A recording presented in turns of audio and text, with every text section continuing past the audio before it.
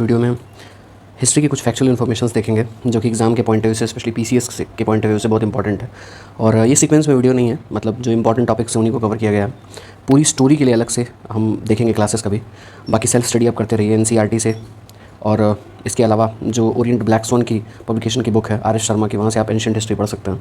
खैर, इस वीडियो में क्या देखना है, सबसे पहले तो हड़प्पन सिविलाइजेशन से रिलेटेड कुछ इंपॉर्टेंट फैक्ट्स जिन पे बहुत टाइप के क्वेश्चन बन जाते हैं। ठीक है, जैसे ये प्लेसेस हैं और उनको किसने कब खोजा और किस नदी के किनारे हैं। ठीक है, अब इस पर किसी भी परमुटेशन कॉम्बिनेशन में वो सवाल बना देता है। जैसे हड़प्पा को दयाराम साहनी ने खोजा या आर डी शर्मा ने खोजा, एन जी मजुमदार ने खोजा, तो वो एक होता है ना मैच द फॉलोइंग करके क्वेश्चन बना देते हैं। ऐसे ही ईयर वाइज क्वेश्चन बन सकता है। इसके अलावा रिवर बेस्ड क्वेश्चन बन सकता है। ठीक है, ये होता है। और साथ में एक स्टेटमेंट वाले सवाल आते हैं कि मोहनजोदड़ो पे कोई स्टेटमेंट है 2-4, और उसमें एक ये है कि इसकी खोज इंडस नदी के किनारे हुई है, सिंधु नदी के किनारे। तो स्टेटमेंट बेस्ड क्वेश्चन होते हैं, तो इनको सबसे पहले आपको याद करना है। हड़प्पा जो थी सभ्यता का नाम हड़प्पा पे इसलिए किया गया क्योंकि पहला ये स्थल था जहाँ से इसे खोजा गया था। किसने खोजा? दयाराम साहनी ने 1921 में। रिवर है रावी, रावी के किनारे ये है। आज के टाइम में अगर देखोगे तो पाकिस्तान के अंदर पड़ता है हड़प्पा स्थल। इसको सबसे पहले खोजा गया था दयाराम साहनी के द्वारा। ठीक है, दूसरा मोहनजोदड़ो था, इसे आर डी बनर्जी, राखल दास बनर्जी ने खोजा था 1922 में। ये सिंधु नदी के किनारे है। ठीक है, इसके बाद चन्हूदड़ो था, चन्हूदड़ो को एन जी मजुमदार ने 1931 में खोजा, ये भी सिंधु नदी के किनारे है। कालीबंगा की खोज हुई अमलानंद घोष के द्वारा, इसको खोजा गया 1951 में। ये घग्गर नदी के किनारे है। ये है कालीबंगा, काले रंग की चूड़ियाँ इसको बोलते हैं। ठीक है, ये है राजस्थान के गंगानगर जिले में। ठीक है, आगे देखेंगे। इसके अलावा रंगपुर है, रंगपुर को रंगनाथ राव ने खोजा था, ये याद करना आसान है। यहाँ पे रंगपुर और रंगनाथ राव दोनों एक ही जैसा है। और 1953-54 में इसको खोजा गया, मादर रिवर के किनारे है, ये गुजरात में स्थल है। रोपड़ की खोज की यज्ञदत्त शर्मा ने, ये कई बार एग्जाम में आ चुका है, so it is very important. Ropar की खोज यज्ञदत्त शर्मा ने की थी, सतलज के किनारे है ये, पंजाब में। ठीक है, लोथल की खोज की रंगनाथ राव ने ही 1953 में, भोगवा नदी के किनारे है ये कहाँ पर है? गुजरात में। इसके अलावा बनवाली है, बनवाली को रविंद्र सिंह बिष्ट ने खोजा था। आर एस बिष्ट आता है एग्जाम में और कई बार ये आ चुका है, आर एस बिष्ट ने इसकी खोज की थी। ठीक है, 1973 में सरस्वती रिवर, कहीं कहीं इसका घग्गर भी है, घग्गर के किनारे भी कहीं कहीं दिया हुआ है, सरस्वती या घग्गर के किनारे है ये, और ये वर्तमान में पड़ेगा हरियाणा में। ठीक है, बनवाली। तो स्थलों का अभी किस जगह पे पड़ते हैं वो भी एक क्वेश्चन बन सकता है। हड़प्पा पड़ता है मोंटगोमरी पाकिस्तान में, मैप अभी देखेंगे। मोहनजोदड़ो पड़ता है लरकाना, ये सिंध जिले का एक स्थान है पाकिस्तान में। और कालीबंगा है भारत में, राजस्थान के श्रीगंगानगर में। रंगपुर है गुजरात में, रोपड़ है पंजाब में, लोथल है गुजरात में, गुजरात में अहमदाबाद के पास।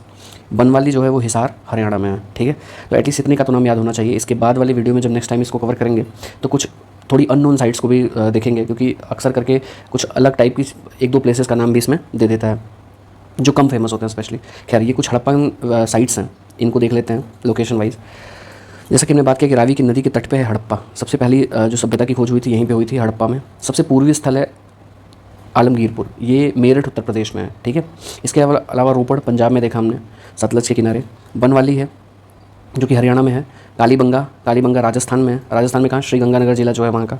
इसके अलावा चन्हूदड़ो जो पाकिस्तान में देखा हमने, यहाँ पे है, सिंधु नदी के तट पे। मोहनजोदड़ो भी सिंधु नदी के तट पे है, और कोट दीजी भी मोहनजोदड़ो की जस्ट अपोजिट है। इसके अलावा एक बड़ी फेमस साइट है जो कि प्री हड़प्पन फेस की है, और ये लगभग 7000 BC में यहाँ से अनाज की खोज हुई है, कृषि के साक्ष्य मिले हैं। मेहरगढ़ काफ़ी इंपॉर्टेंट ये प्लेस है, बलूचिस्तान पाकिस्तान में पड़ता है आज की डेट में। तो ये कुछ प्लेसेस हैं। इसके अलावा लोथल है गुजरात में, रंगपुर है गुजरात में, और धोलावीरा भी है गुजरात में। ठीक, तो ये कुछ प्लेसेस हैं जिनके नाम आपको याद होने चाहिए। नेक्स्ट, वैदिक नेम्स। देखो एक टाइप का क्वेश्चन ये बनता है कि किसी शब्द का नाम दे देगा, जैसे नीवी, और पूछेगा कि ये था क्या। ठीक है, तो यूपी पीसीएस में ये बहुत अच्छा ट्रेंड है।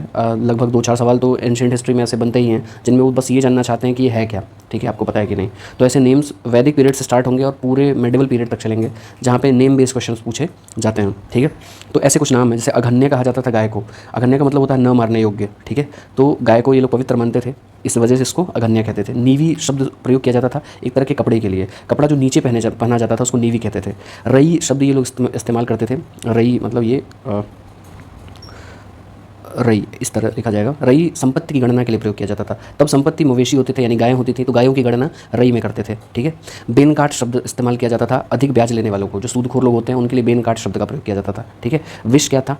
विष तब के ज़माने में गाँव के जो ग्रुप होते थे, कुछ 2-4-10 गाँव मिला के, तो उसको बना के विश बनाते थे। यानी गाँव से ऊपर की इकाई, जैसे आज के डेट में ब्लॉक होता है, विलेज होता है, फिर ब्लॉक होता है, फिर डिस्ट्रिक्ट होता है। तो ये जो ब्लॉक होता था उस ज़माने में उसको विश कहते थे। और इसका जो हेड होता था उसको विशपति बोलते थे। विशपति, विश इस तरह होता था, और विश का हेड होता था विशपति। ठीक है। और ग्राम का जो हेड होता था, ग्राम मतलब आज का गांव जैसा तब भी था, तो उसको बोलते थे ग्रामड़ी, ठीक है। अब विश्व का यानी ब्लॉक्स का समूह, जैसे आज डिस्ट्रिक्ट है तब भी जिला जैसा कुछ इकाई था, उसको जन बोलते थे, ठीक है, जन। और इसका जो हेड होता था वो राजन कहलाता था, ठीक है। जैसे राजा को भी राजन शब्द इस्तेमाल करते हैं, तो वही है। फिर वैदिक काल में जो मीटिंग्स होती थी लोगों की, गांव के और या सभा जो होती थी उनकी, तो एक तो होता था सभा, एक का नाम था समिति और तीसरे का नाम था विदथ। सभाओं के लिए 3 नाम उस समय फेमस थे। जो सभा नाम था वो समाज के विशिष्ट जनों की संस्था होती थी, महिलाएं भी इसमें भाग लेती थी। और सभा, ये बस ये याद रखना है कि इसमें विशिष्ट जन शामिल होते थे, बेसिकली बड़े बूढ़े टाइप के। और समिति जो होती थी ये आम समुदाय की सभा थी, ठीक है। समिति के हेड को ईशान कहते थे। ईशान शब्द किसके लिए प्रयोग हुआ है, तो ईशान शब्द का मतलब होता था समिति का जो अध्यक्ष होता था उसको ईशान कहते थे। विदत जो है वो आर्यों की सर्वाधिक प्राचीन संस्था थी, एक प्रकार की जनसभा थी, ठीक है।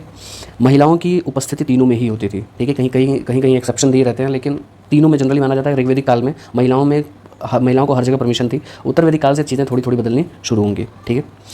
अब वैदिक नेम्स और क्या है, स्पश शब्द इस्तेमाल, स्पश इस तरह स्पष्ट का प्रयोग किया जाता था जनता की गतिविधियों को देखने वाले जो गुप्तचर होते थे उनके लिए। यानी उस जमाने में जनता की गतिविधियाँ कैसी हैं उनको देखने वाले जो गुप्तचर थे उनका नाम क्या था, स्पष्ट। ये काफ़ी इंपॉर्टेंट है, आ सकता है। बलि तो प्रयोग किया जाता था, एक प्रकार का कर था जो स्वेच्छा से दिया जाता था ऋग्वेदिक पीरियड में। उत्तर वैदिक पीरियड में आते आते ये एक परमानेंट डिमांड बन जाएगी जो शासक होगा उसका। तो बलि शब्द कर एक प्रकार का था जो स्वेच्छा से दिया जाता था। ऋतस्य गोपा कहा जाता था वरुण देवता को, ठीक है। आर्यों के जो वरुण देव थे उनको ऋतस्य गोपा उनके लिए शब्द प्रयोग किया गया है। अगर सबसे महत्वपूर्ण उनके देवता को देखा जाए तो वो थे इंद्र। इंद्र को सबसे ज़्यादा सूक्त मिले हुए हैं ऋग्वेदिक पीरियड में, ऋग्वेद में स्पेशली 250 सूक्त हैं उनके लिए, ठीक है। कुछ रिवर्स हैं जो वैदिक पीरियड में उनका नाम अलग था, आज के समय में भी हैं, लेकिन उनका नाम अब कुछ और है और वैदिक पीरियड में कुछ और था। इस पर बेस्ड बहुत सारे सवाल बनते हैं, ठीक है। सो एक नाम था उस समय क्रुभ। ये क्रुभ नाम आज की कुर्रम नदी का है। ये कुर्रम नदी आज के डेट में अफगानिस्तान में है। दूसरा है कुभा। कुभा काबुल नदी को कहा जाता था वैदिक पीरियड में, ठीक है। काबुल भी अफगानिस्तान में ही है। वितस्ता नाम था झेलम नदी का, ठीक है। झेलम आज भारत और पाकिस्तान में बहती है। भारत में ये जम्मू कश्मीर में है। डल झील इसी झेलम नदी पे है, फेमस श्रीनगर की डल झील। अस्किनी कहा जाता था चेनाब को, ठीक है। पुरुषनी रावी का नाम था। शतुद्री सतलज का नाम था। विपाशा व्यास का नाम था। सदानीरा गंडक को कहा जाता था। दृषद्वती नाम था घग्गर का, ठीक है। ये काफ़ी इंपॉर्टेंट है। दृषद्वती घग्गर का नाम था। गोमती कहते थे गोमल नदी को। गोमल भी आज के डेट में पाकिस्तान अफगानिस्तान के बॉर्डर पे है। गोमल दर्रा भी फेमस है वहाँ का। सुवास्तु कहा जाता था स्वात नदी को। स्वात घाटी भी आज के डेट में पाकिस्तान और अफगानिस्तान के बॉर्डर पे है। तो ये 4 नदियाँ जो थी, गोमती, सुवास्तु और क्रुभ और कुभा, ये आज के डेट में इंडिया में नहीं है। एक बार क्वेश्चन बना हुआ था कि इनमें से कौन सी नदियाँ भारत में नहीं हैं, तो आपको पता होना चाहिए कि गोमती जो है वर्तमान गोमती नहीं है, ये गोमल का नाम था और गोमल आज के डेट में पाकिस्तान में है, ठीक है। श्याम अयस कहा जाता था आयरन यानी लोहे को, श्याम अयस। अब देखो ऋग्वेदिक पीरियड में तो लोहे का उनको पता नहीं था, ठीक है। उत्तर वैदिक काल में इसका पता चलता है। ऋग्वेदिक आर्यों को लोहे का ज्ञान नहीं था, उत्तर वैदिक काल में इसका ज्ञान हो जाता है, ठीक है, लगभग 1000 BC के बाद से। लोहित अयस कहा जाता था तांबे को। तांबा मतलब कॉपर। कॉपर को क्या कहते थे ये लोग, लोहित अयस कहते थे। तो लोहित से लोहा मत समझ लेना, लोहा को श्याम अयस कहेंगे और लोहित अयस कहेंगे हम कॉपर को, ठीक है। सिरा शब्द प्रयोग होता था, सिरा सिरा शब्द प्रयोग होता था हल के लिए, ठीक है। हल के लिए सिरा शब्द प्रयोग होता था। सीता शब्द प्रयोग होता था हल रेखा के लिए। हल रेखा के लिए उत्तर वैदिक काल में सीता शब्द प्रयोग किया जाता था, ठीक है। एक देवता थे द्यौस। इनको कहीं द्यौस लिखा है ऐसे या कहीं देव लिखा होगा, आपको मिलेगा। ये थे आकाश के देवता, ठीक है। याद रखना, ये बड़ा यूनिक नाम है, इसलिए इस पर क्वेश्चन बन सकता है। महाजनपद काल इसके बाद स्टार्ट होगा। देखिए अगर एंशिएंट हिस्ट्री आप पढ़ेंगे तो आपको ऐसे मिलेगा कि सबसे पहले स्टोन एज है, स्टोन एज के बाद इंडस वैली सिविलाइजेशन की बात आती है, फिर वैदिक पीरियड आता है, ठीक है। अब वैदिक पीरियड की लाइफ कैसी है तो देखेंगे कि यहाँ पे विलेज हैं, और विलेज मतलब गांव है उनके। गांव के बाद विश्व बन रहा है, विश्व के बाद जन बन रहा है, और ये जन तक तो वैदिक पीरियड में दिखते हैं। जन के बाद जन का विकास हो जाएगा महाजनपद में। सबसे पहले ये जनपद बनेंगे, जनपद, और महाजनपद बनेंगे जब ये और बड़े हो जाएंगे। खैर तो बौद्ध धर्म के जो ग्रंथ हैं उनमें 16 महाजनपदों, बौद्ध और जैन धर्म भी 16 महाजनपदों का नाम मिलता है जो एंशिएंट हिस्ट्री में हमें पढ़ने होते हैं, ठीक है। इन्हीं में से एक महाजनपद था मगध, जो आगे चल के एक बड़े साम्राज्य के रूप में कन्वर्ट हो जाएगा और भारत का पहला साम्राज्य बन जाएगा, ठीक है। तो 16 महाजनपद कौन थे, उनकी कैपिटल कहाँ कहाँ थी, इस पर बेस्ड क्वेश्चन बहुत सारे बनते हैं, ठीक है। तो पहला सबसे पूर्व से स्टार्ट अगर किया जाए, मैप देखेंगे बाद में, तो अगर ये इंडिया का मैप माने, यहाँ पे बिहार है, तो ये जो बिहार और पश्चिम बंगाल का बॉर्डर है वहाँ पे जगह पड़ती है भागलपुर, ठीक है। भागलपुर और मुंगेर का क्षेत्र, यहाँ पे था अंग महाजनपद, ठीक है। अंग महाजनपद कहाँ पे था, वर्तमान भागलपुर बिहार के क्षेत्र में। इसकी राजधानी थी चंपा, ठीक। मगध था, इसकी राजधानी थी गिरिव्रज या राजगीर शुरुआत में, फिर बाद में वैशाली भी बनी और उसके बाद पाटलिपुत्र या पटना भी बनी, ठीक है। आज के डेट का जो पटना और एडजेसेंट एरिया है वो तब के ज़माने का मगध था, ठीक है। यही साम्राज्य बाद में बढ़ते बढ़ते एक अखिल भारतीय साम्राज्य बन जाएगा मौर्य काल में, ठीक है ना, पूरे भारत को ही कवर कर लेगा। फिर एक और महाजनपद था जिसका नाम था काशी। काशी की राजधानी वाराणसी ही थी, और आज भी वाराणसी का जो एडजेसेंट एरिया है उसको काशी ही बोला जाता है, ठीक है। एक महाजनपद था उसका नाम था वत्स्य। वत्स का की जो राजधानी थी वो थी कौशाम्बी। वर्तमान प्रयागराज, मिर्ज़ापुर, ये जो क्षेत्र है इलाहाबाद का, वो वत्स महाजनपद के अंतर्गत आता था। वज्जी महाजनपद वैशाली, विदेह और मिथिला इसकी राजधानी थी। ये एक गण राज्य था, तो इसके कई राजा होते थे और उनकी राजधानियाँ अलग अलग थी, पर ये संघ के रूप में कार्य करते थे, ठीक है। आज के ज़माने का जो वैशाली मुजफ्फरपुर एरिया है, दरभंगा का क्षेत्र, ये वज्जी महाजनपद के अंदर आता था, ठीक है। कौशल श्री राम से जुड़ी हुई जगह है। अयोध्या जिला और उसके आसपास का क्षेत्र, बहराइच, गोंडा, ये कौशल में आता था। श्रावस्ती इसकी राजधानी थी, और साथ में इसकी राजधानी अयोध्या भी आपको कहीं ना कहीं मिलेगी। सो अयोध्या है या श्रावस्ती है, दोनों ही कौशल की राजधानी थी, और ये महाजनपद था अयोध्या और एडजेसेंट एरिया में, ठीक है। फिर एक महाजनपद था अवंती। अवंती की राजधानी उज्जैन थी, और इसकी दूसरी राजधानी थी माहिष्मती, ठीक है।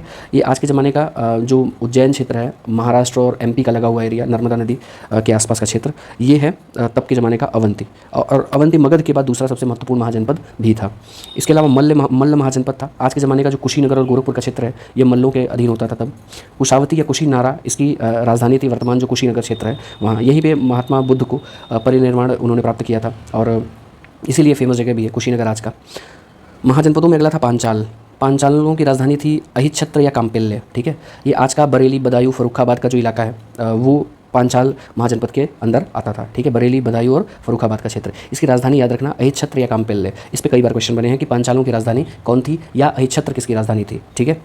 चेदी महाजनपद था। चेदी महाजनपद की राजधानी थी शक्तिमती या शुक्तिमती। ये बुंदेलखंड आज का जो क्षेत्र है, बुंदेलखंड क्षेत्र का ये महाजनपद था। कुरु महाजनपद की राजधानी थी इंद्रप्रस्थ। इंद्रप्रस्थ आज के ज़माने में दिल्ली है, और इसकी मतलब ये दिल्ली और उसके एडजेसेंट एरियाज जो है एनसीआर का क्षेत्र, वहाँ पे ये कुरु महाजनपद हुआ करता था, ठीक है। कौरवों की पूरी स्टोरी कुरु महाजनपद की ही है, ठीक है। इसके बाद मत्स्य महाजनपद। मत्स्य महाजनपद की राजधानी थी विराटनगर। आज का ये काफ़ी इंपॉर्टेंट है। आज का जो जयपुर और उसके आसपास का क्षेत्र है, जयपुर, अलवर, भरतपुर, ये क्षेत्र मत्स्य महाजनपद के अंतर्गत आता था, और ये इसकी राजधानी थी विराटनगर, ठीक है। विराटनगर नाम से एक शहर का नाम है नेपाल में, तो अक्सर कन्फ्यूजन पैदा कर देता है, लेकिन ये याद रखना, ये काफ़ी इंपॉर्टेंट है। मत्स्य महाजनपद की राजधानी कहाँ थी? विराटनगर, और ये आधुनिक जयपुर जो क्षेत्र है ये वही उसी क्षेत्र की बात है, ठीक है। एक और महाजनपद था कंबोज। कंबोज की राजधानी थी हाटक। ये आज का राजौरी और हजारा जो क्षेत्र है वहाँ पे है, ठीक है, कंबोज महाजनपद। सूरसेन जो था वो मथुरा का क्षेत्र, आज का मथुरा, वृंदावन, बाकी इलाका। अशमक ये एकमात्र साउथ इंडिया का एकमात्र महाजनपद था। इसकी राजधानी पोटली या पोतन थी। वर्तमान गोदावरी रिवर जो है महाराष्ट्र का जो इलाका है वो इसके तहत आता था, अशमक के अंतर्गत। और अफगानिस्तान में जो गांधार क्षेत्र है, पाकिस्तान में जो गांधार क्षेत्र है, इसकी राजधानी थी तक्षशिला। पेशावर और रावलपिंडी जो जगह है वर्तमान पाकिस्तान में, वहाँ एक महाजनपद था जिसको गांधार बोला जाता था, ठीक है। तो गांधार महाजन, ये 16 महाजनपद है, ठीक है। एक मैप में इनका अगर लोकेशन देखेंगे, ये बहुत प्रिसाइज मैप नहीं है, थोड़ी बहुत इसमें गलतियाँ भी हैं, बट अगर देखा जाए तो कंबोज महाजनपद आपको यहाँ दिख रहा है, ठीक है। गांधार यहाँ दिख रहा है, और हस्तिनापुर कुरु महाजनपद की राजधानी थी, ठीक है।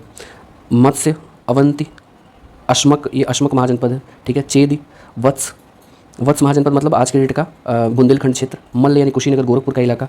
कौशल मतलब अयोध्या का क्षेत्र, ठीक है। पांचाल, अहिच्छत्र, काम्पेल्य इसकी राजधानी है। काशी यानी वाराणसी। पाटलिपुत्र, मगध, अंग की चंपा राजधानी थी, ठीक है। और वज्जी जो था वो क्या है, एक गणराज्य था जो कि वैशाली, मिथिला का जो क्षेत्र है वहाँ पे था।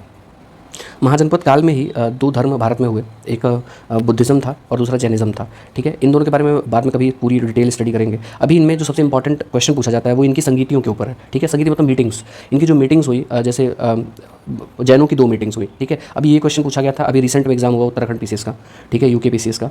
इसमें ये क्वेश्चन बना हुआ था कि पहली जो जैन संगीति थी उसकी वो हुई कहाँ पे थी, ठीक है। तो ऑप्शन में था पाटलिपुत्रा और वैशाली, एक 2 और नाम थे, पर पाटलिपुत्रा इसका सही आंसर था। स्थूलभद्र की अध्यक्षता में ये 300 ईसा पूर्व में हुई थी। कहाँ पे? पाटलिपुत्र में। पाटलिपुत्र मतलब आधुनिक पटना। सेकंड जो इनकी जैन संगीति हुई, जैन मीटिंग्स हुई, ये कहाँ हुई है? 6ठी शताब्दी में वल्लभी में। वल्लभी कहाँ है? आज की डेट में गुजरात में है, ठीक है। और क्षमा श्रवण नाम के एक विद्वान थे या जैन आचार्य थे, इनकी अध्यक्षता में ये हुआ था, ठीक है। तो 2 जैन संगीतियाँ हुई हैं, एक पहली हुई है पाटलिपुत्र में, दूसरी हुई है वल्लभी में, ठीक है। बुद्धिस्ट काउंसिल कहाँ हुई है, यानी बौद्ध संगीतियाँ? तो बौद्ध संगीतियाँ पहली हुई 483 बीसी में राजगृह में हुई थी, अजातशत्रु के समय में। अजातशत्रु अभी आगे देखेंगे, ये बिंबिसार के बाद शासक बना हुआ था अजातशत्रु, और इस संगीत की अध्यक्षता की थी महाकश्यप ने, ठीक है। अजातशत्रु के समय में भगवान बुद्ध का परिनिर्वाण भी हुआ था, या हाँ, परिनिर्वाण ही उसको बोलते हैं, परिनिर्वाण हुआ था इनका। और कहाँ पे हुआ था? मल्ल महाजनपद में। उसके बाद क्या हुआ?